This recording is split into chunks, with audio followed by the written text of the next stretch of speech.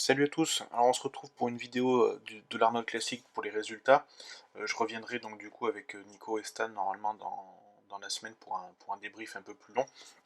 Là je vais juste vous présenter un petit peu les résultats, plus ou moins rapidement, selon les quatre catégories qu'il y a eu donc, lors de cet Arnold Classic. Donc je commence avec les bikinis et la victoire de Jennifer Dory, donc, qui a gagné son deuxième pro show il me semble de cette année et donc il fera Olympia. Elle termine donc première devant Isa Peschini et troisième c'est Lauralie que vous connaissez sûrement vu que c'est l'ancienne copine de Flex Sean Roden. En fitness du coup on a Missy Truscott pardon, qui conserve son titre. C'est aussi Miss Olympia en titre de cette catégorie. Donc avec un bel hommage pour John Meadows. C'est logique à sa victoire. Deuxième, Oksana donc, qui était hors top 3 le matin et puis finalement qui, je pense, grâce à sa routine, notamment qui sont toujours très très belles à voir et très artistiques, je pense que c'est comme ça qu'elle a un petit peu gagné des places et qu'elle se retrouve deuxième. Et puis troisième, c'est Ariel. Euh, et je passe au classique physique. Classique physique, du coup, bah, alors sans réelle surprise en soi sur le papier, on voit que Terence, qui est fini deuxième l'an dernier à Olympia, devant Alex Cambronero, et ben, il termine premier cette année à l'Arnold Classic. Donc Alex, qui avait gagné l'an dernier lui l'Arnold Classic, se retrouve deuxième. C'est vrai que pas trop de discussion, je trouve, là-dessus. Je reviendrai, comme je dis, plus spécifiquement avec Stan et Nico, sûrement, mais voilà, Alex, il avait un physique très très bon, rien à dire. Mais bon, Terence aussi, et puis bon, c'est le deuxième à Olympia, il pose mieux qu'Alex, etc., etc. Mais j'y reviendrai donc plus en détail avec Stan et Nico. Troisième, c'est Logan Franklin. Alors vraiment, lui, c'est quelqu'un qui, de show en show, il est vraiment meilleur. Faut pas oublier qu'il vient des men's physiques, hein. Donc il a vraiment beaucoup progressé. Il a gagné aussi le trophée de meilleur poseur en classique physique, qui lui donne un petit chèque de 10 000 $ en plus de sa troisième place. Franchement, quand il est arrivé sur scène, il était vraiment meilleur qu'au Texas et on se dit, bon, bah, faut, vraiment dans quelques temps et vraiment à court terme, il va être un top contender et c'est assez dommage de ne pas le voir à Olympia cette année du coup. Quatrième, Courage au para. Euh, sur le streaming et même sur les quelques photos, je comprends moyennement sa quatrième place, on va dire.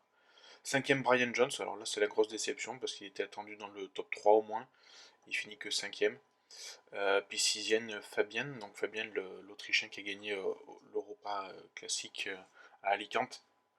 Vraiment très très très belle structure. Il est vraiment, c'est un classique physique. Il n'y a rien à dire là-dessus. On reviendra un petit peu peut-être dessus avec les avec Stan et Nico, mais voilà, pour moi, il y a pas grand-chose à dire.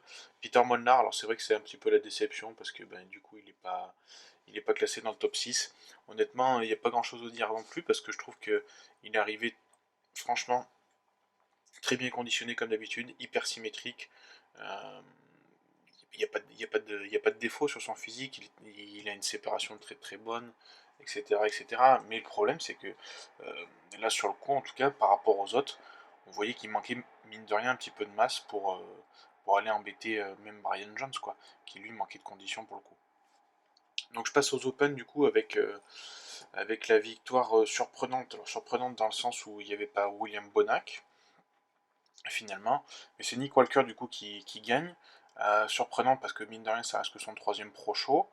Euh, et pourtant, quand les 10 athlètes sont arrivés sur scène, honnêtement, tout le monde a vu, tout le monde a su que c'était lui qui gagnait, quoi. C'était clair et net, c'était limpide, il y a rien à dire. Après, on aime ou on n'aime pas sa structure et son physique, ça c'est autre chose. Mais comme on disait dans le podcast, ben, déjà son éthique de travail, enfin, voilà, la vision qu'il a du bodybuilding et le travail qu'il met là-dedans, il y a rien à dire. Et puis ben, sur ce pro show, ben, il y a aussi rien à dire, tout simplement c'était le meilleur, donc pas de discussion là-dessus. Deuxième, Yann Vallière, donc il passe deuxième à l'issue de la soirée, parce que le matin il n'était pas deuxième, il était même plutôt en comparaison même avec Justin pour la troisième, quatrième place, voire même un peu, il a même été comparé avec Sergio et Hakim pour les 5-6 du coup. Mais enfin bon, Yann c'était quelqu'un voilà, très très bien conditionné. Je pense que vraiment là où il peut gagner des points, c'est sur son posing, quoi. parce que plus il va apprendre à mieux poser, parce que sur les comparaisons, punaise, c'était un peu compliqué de le voir, par rapport aux autres en tout cas. Et je pense que voilà, il a tout intérêt à travailler là-dessus encore. Il le sait, il en est conscient, il en parle souvent dans les podcasts. Mais je pense que, surtout sur des shows comme l'Arnold Classic, c'est là qu'il peut se démarquer un peu plus, parce qu'il a le physique, il a le paquet en tout cas. Donc voilà. Troisième, Steve Kuclo. Euh, un peu surprenant de le voir comparer toute la matinée avec Nick pour le top 2. Alors surprenant dans le sens où moi j'ai rien à dire, il était conditionné, il était prêt, pas de gros défauts, mais comme je dis souvent, bah, pas de points forts qui ressortent non plus. Une taille quand même un peu plus épaisse que le top 4, top 5 même. Donc un peu surprenant le matin, puis finalement une troisième place. Et franchement, je pense que beaucoup s'accorderaient à dire que Justin, qui termine en quatrième, a largement le physique de la troisième place.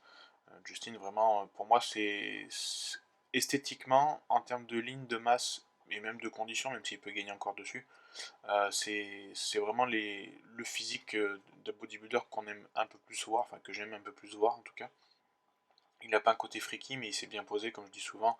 Voilà, il sait mettre en valeur sa ligne et je pense qu'il mérite de plus en plus de monter dans les classements. Après, il ne faut pas oublier qu'il a fait 10e l'an dernier à Olympia. Là, il finit 4e de cet Arnold Classic, ce qui est quand même très bien. Deuxième derrière Nick Walker au New York Pro. Il a gagné l'Indy Pro.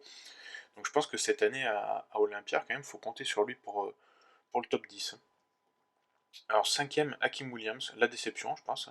Alors, c'est marrant parce que je disais sur le podcast, je disais, oui, sur le papier, c'est lui le favori derrière Bonac, sur le papier. Et la preuve, parce que bah, il est arrivé, il était pas au niveau des autres, il n'était pas au niveau de son Monsieur Olympia de l'an dernier, et il nous refait un Arnold classique comme il a fait l'an dernier en 2020, que je dise pas de bêtises, où il fait une prestation assez décevante pour le physique qu'il a, quoi. On s'attend mieux de lui. Donc à voir si en l'espace de 2 semaines, il arrive à vraiment accrocher un physique qui lui permet de retrouver la sixième place qu'il avait l'an dernier à Olympia. Et puis sixième, Sergio Oliva, peut-être le plus déçu de la soirée. Bon, il gagne quand même le trophée et le chèque surtout de 10 000 $ pour le meilleur poseur pour la seconde année consécutive, mais il finit que sixième. Sixième alors qu'il espérait gagner, honnêtement. Il a pris beaucoup de masse, il a dit qu'il avait pris 6 pounds, donc 2,5 kg on va dire, mais que du coup ben, il était moins bon en termes de conditions, en termes de séparation, même en termes de tout simplement de package pour être prêt quoi. Donc il a essayé de régler ça pour le soir, mais ça n'a pas été suffisant. Surtout que le soir, si je pense qu'il s'est fait battre par Hakim le soir, malgré le posing. Donc voilà, de dos c'était compliqué pour lui d'avoir une meilleure place que ça. Et puis voilà quoi, malheureusement pour lui, ben, je pense qu'il faut qu'il fasse un peu plus de shows que ça, pas se contenter d'un seul show dans l'année. Et ça l'aidera parce que je pense que s'il enchaîne un peu les shows, il va gagner en condition, il va gagner en dureté. Et ça l'aidera largement à obtenir une qualification pour Olympia. Voilà pour cette vidéo du coup de résultats de l'Arnold Classic. Donc je vous laisse avec le podcast avec Stan et Nico où on parlera et on reviendra plus en longueur sur cet Arnold Classic, donc courant semaine.